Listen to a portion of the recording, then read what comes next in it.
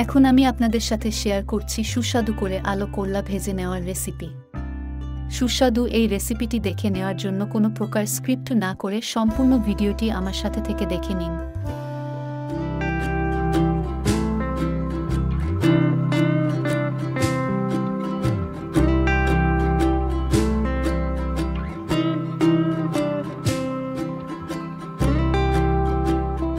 গরম কড়াইতে দিয়ে দিয়েছি তেল।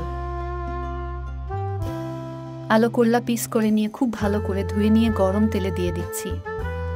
আলো করলা ভাজি খুব বেশি সুস্বাদু লাগার জন্য এর সাথে একটু মোটা করে কেটে দিয়েছি পেঁয়াজ। এই পেস্টটা কিন্তু পাতলা করে কেটে দিবেন না, ঠিক এরকম ভাবেই দিয়ে নেবেন।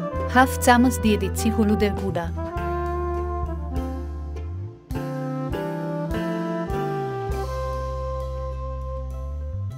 দিয়ে দিচ্ছি কাঁচামরিচ।